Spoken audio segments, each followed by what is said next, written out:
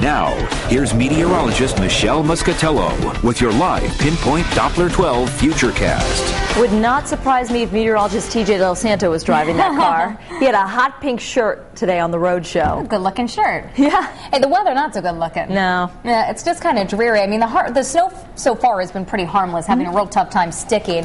And we continue to track some of that snow, and it's a real wet snow and rain mixture in spots, but we see it easing up, at least temporarily, across our northwestern suburbs. So the snow not quite as intense along 295. Some steadier snow as you travel further to the south and east, places like Swansea and over into Ocean Grove, Fall River, and 195, seeing those snows that are at times reducing visibility a little bit, but having a very, very difficult time accumulating on anything other than some grassy surfaces, and even then mostly bare ground. In fact, Jim in North Smithfield says a little bit of wet snow and rain at 33 degrees. Robert in Fall River says he's calling a steady rain and snow at 35. And Kelly in Westport says it's got some snow. She said it's sticking to the grass but not to the roadways. And that's exactly what I expect to continue to happen as we go now into this afternoon. City cam showing in Providence, just a real damp and dreary day, 36 degrees.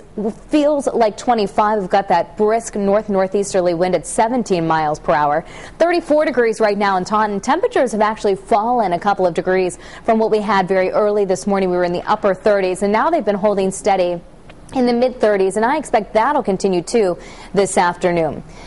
Add in these wind gusts, though, and it's a pretty raw day. 28 in Smithfield for the wind gust, a 33-mile-per-hour gust in New Bedford. And winds are strongest over the Cape and the islands. Nantucket right now, 45-mile-per-hour wind gust. And the Cape and the islands will be under a wind advisory until 4 o'clock tomorrow morning. So seeing the potential for winds out there up to 45, 50 miles per hour.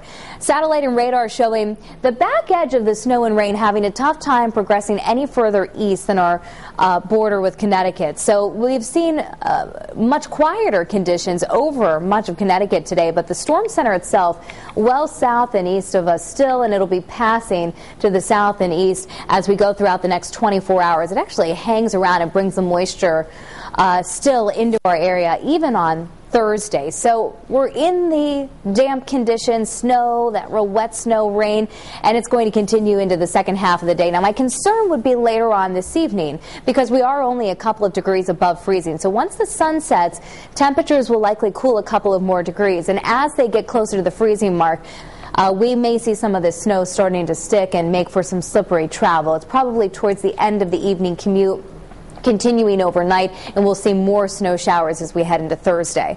This afternoon, wet snow continues, blustery, a little rain mixing in at times. Temperatures in the middle 30s, 37.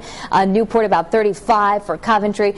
Mid-30s, pretty much right where we are, Foster Center and Burrville. In southeastern Massachusetts, you're going to see steady snow, at times a mix, windy and chilly. 36 degrees for the temperature in New Bedford. Tonight, I'd be concerned about some slick spots on area roadways. Windy. The snow should start to wind down later, with just snow showers and flurries on Thursday. Not much more in the way of accumulation for most of our area on Thursday.